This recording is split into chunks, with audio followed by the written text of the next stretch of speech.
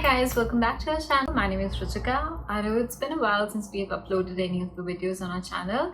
That was because we were away from Canada. We were in India due to some personal engagements, and we visited India in the month of April, and we've been I'll not say stuck because India is still our home, but we've been away and we could not come back to India. We could not come back to Canada for about two months. So the day when we reached India, the following day, Canada imposed a ban on direct flights from India and Pakistan.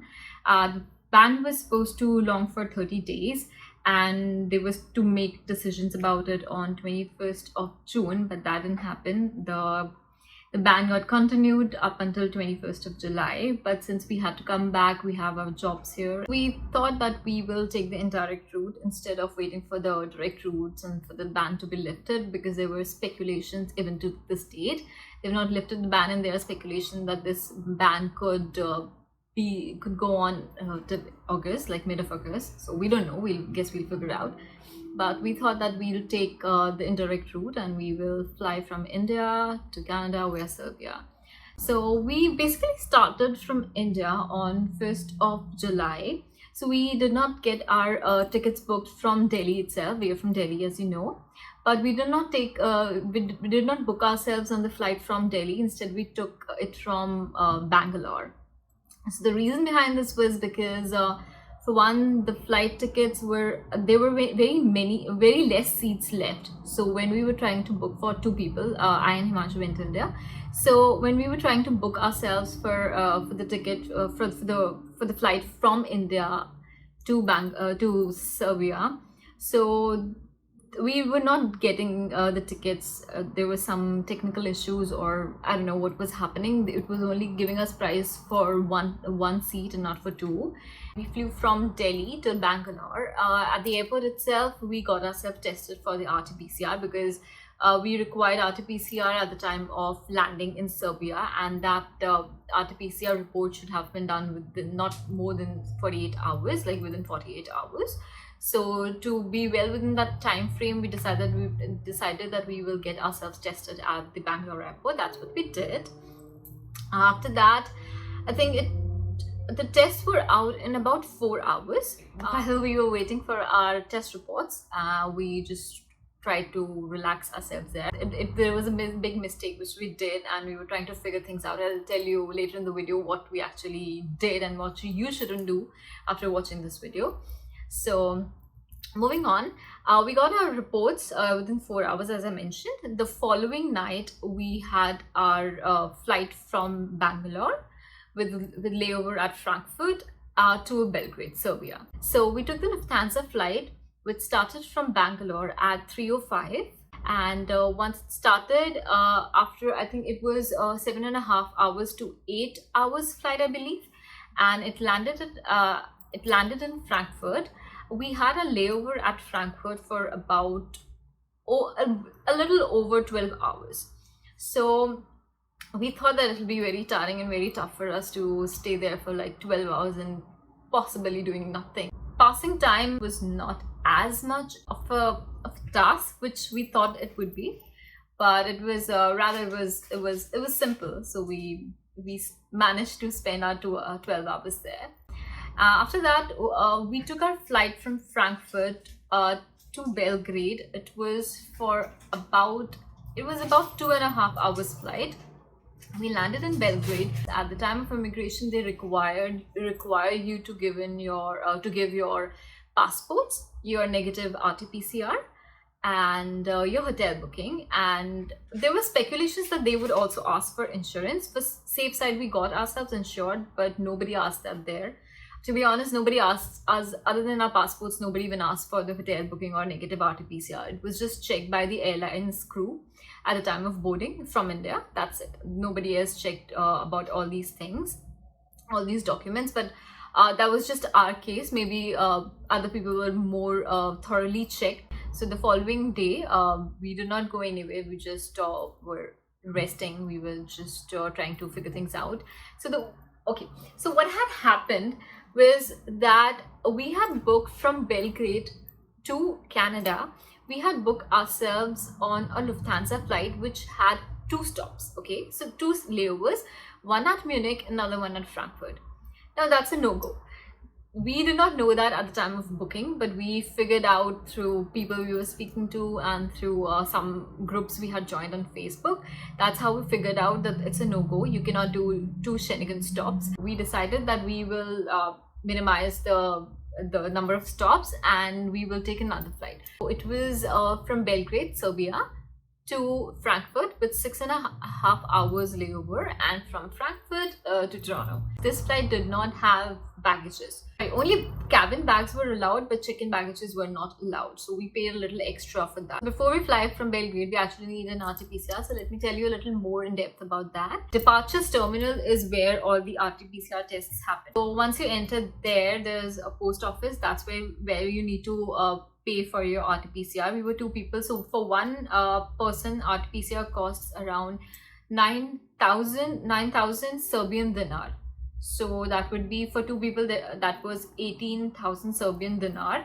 So we went straight to the counter. So the lady there, she actually helped us. She told us that that's where you need to head first, that's where you need to pay, and they'll give you sort of a receipt.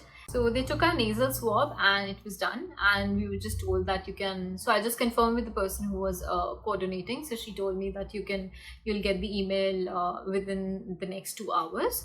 So a little pointer here about the money was that we were carrying euros. We had our Canadian cards, and we also had our international Indian cards with us. So euros usually work mostly everywhere there, but we were using one food ordering app in particular, and it said that they do not accept euros and they accept only Serbian dinar. So that was one problem there. So even if you don't have dinar at the time of your landing, that shouldn't be a problem, because all over Belgrade, what we noticed was there were many money conversion kiosks everywhere. So you just give your euros or your USD, and they will give you Serbian dinar. So that wasn't a problem at all. Coming on to our flight from Belgrade to Canada, we started on 5th of July from Belgrade with 6.5 hours layover at Frankfurt. And then from Frankfurt, we took our flight to Toronto, and we landed the same day. So we landed on 5th of July because of the time zones and because of the time difference. We landed on the same day in Canada. That was 5th of July at 4:20 p.m. So coming to immigration checks in Canada, there was a long queue up. There were about 70 to 90 people just ahead of us. So there was an immigration electronic immigration which we had to do, because we were not flying with Air Canada. Air Canada usually gives you immigration form like the written ones. So as we landed and queued up for immigration checks, we were asked to go to an electronic immigration check tablet sort of a thing. I'm not sure what the exact word for that is. So what we did was we just punched in our, we got our PR card scanned, not punched in, we got our PR card scanned. So you can have multiple people who are traveling together in the same form. A small print which comes out with your names on and your PR card details. That's it. After that, we went to a person who did the manual immigration check. We just asked to provide our PR cards. That was the first thing I gave them. Then I gave our passports. The negative RT-PCR report, and they also ask you for ArriveCAN receipt. So I think you must be aware, and if you aren't, let me give you an overview of ArriveCAN. ArriveCAN is an application which you need to download on your Android or your Apple phones. So once you do that, you have to put in all the information like your health card, your permanent resident card, your passport, your name, your email ID, everything. So that actually is something which you need to which you need to register well within 72 hours of you landing there. So that's a receipt you need to show them, because that's where you'll be for your next 14 days of quarantine. You'll have to input your daily you'll have to input your symptoms there. Once you're done with the baggage collection and you exit the airport, that's where you have to get yourselves queued up for the RT-PCR test. Now for us, I don't know whether it was the time of the day or it was the day itself, or it was because of this all indirect routes which have opened up for Indians. I'm not so sure. but there was a wait time of 2 hours. We had to be queued up for the RT-PCR test even after being registered with Switch Health and ArriveCan applications. We had to wait there for 2 hours, and after 2 hours we got ourselves tested. Yeah, so there was a long queue. So there are two things before we proceed to why there was a long queue. So after ArriveCan, you also have to register yourself with Switch Health. So switchhealth.ca, I'll just put a link here at the bottom of the screen. So you have to register there, you have to put in your name and ensure that you're using the same email address as you used with ArriveCan on Switch Health. So Switch Health is where you'll get your RT-PCR results, and Switch Health is also where you would be scanning your day 8 home testing kit. Okay, so this is what the day 8 testing kit looks like. So you're handed over with this kit, and then that's it. And so it has a barcode. We haven't opened it yet, so it's still sealed. So it has a scanner or a barcode sort of a thing inside, which you have to register with Switch Health. So this is what Switch Health is like. So that's what you need to do. You have to make sure that you're using the same email address with ArriveCan and with Switch Health, and ensure that all the numbers which you're giving, like the local Canadian numbers which you're giving, that is correct, because that's where you'll also be getting all your emails, yeah, on your registered email address, but you'll also be getting all the appointment schedule and all your updates about Switch Health and for ArriveCan on that email ID. Like just this morning we got an email and also an SMS which said that our day 8 home testing appointment has been booked, because I think it's a virtual appointment. I guess I'll just put that on Instagram as and when we figure out what day 8 is about and how it happens. So I think I have covered most of it, and it's already been a pretty long video.